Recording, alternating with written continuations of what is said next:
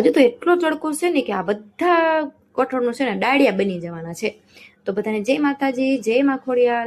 તો આજે બપોરની રસોઈમાં મારા મમ્મી બનાવે છે સરસ મજાની રોટલી બનાવે છે. તો મારા મમ્મી પ્લેટફોર્મ ઉપર બેસીને જ રોટલી બનાવે છે.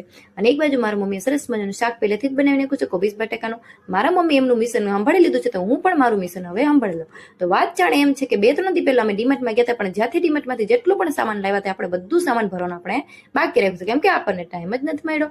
તો જેટલું પણ સામાન છે બધું મેં થેલીમાંથી બહાર કાઢી નાખ્યું છે અને બધું સામાન આપણે હવે ડબ્બામાં ભરી દેવાનું છે. તો સૌથી પહેલા મેં તો જીરું જ લઈ લીધું છે. અને આટલું જીરું છે ને આપણને 4-5 મહિના હાલી જવાનું છે, કેમ કે આપણે જીરું છે ને ખાલી કઢીમાં જ ખાય છે, બીજા કોઈ વસ્તુમાં આપણે જીરું નથી નાખતા. તો જીરું ડબ્બામાં ભરાઈ ગયું છે, એટલે હવે આપણે લેવાનું છે મસાલો. તો આ મસાલો હતો આપણે 4-5 મહિને હાલી જવાનું છે, કેમ કે આપણે મસાલો પણ આપણા ઘરે વધારે ખાતા નથી. તો મસાલાનું બંને આપણે ભરીને કાચની બંને સરસ મજાને આપણે ભરી નાખી છે. પછી વારો લેવાનો છે કઠોળ. જેટલું પણ કઠોળ છે બધું આપણે બહાર સુકવવા નાખી દેવાનું છે.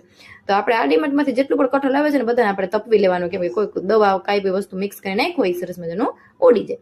એટલે આપણે બધું કઠોળ સુકવવા નાખી દીધું છે. કઠોળમાં જાણે એમ છે કે કાબુલી ચણા છે અને ધોળા વટાણા છે અને મિક્સ કઠોળ છે, જે મારા ઘરે બધાને બહુ જ ભાવે છે.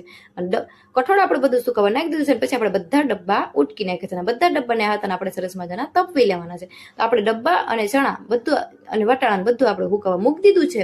હવે આપણે બીજું મિશ્રણ લેવાનું છે. બીજું મિશ્રણમાં છે કે જેટલું હજુ બીજું સામાન તો આપણે ભરવાનું બાકી જ હતું. તો સૌથી પહેલા મેં ખાંડ લઈ લીધી છે અને ખાંડનો ડબ્બો હતો ભરી નાખ્યો છે.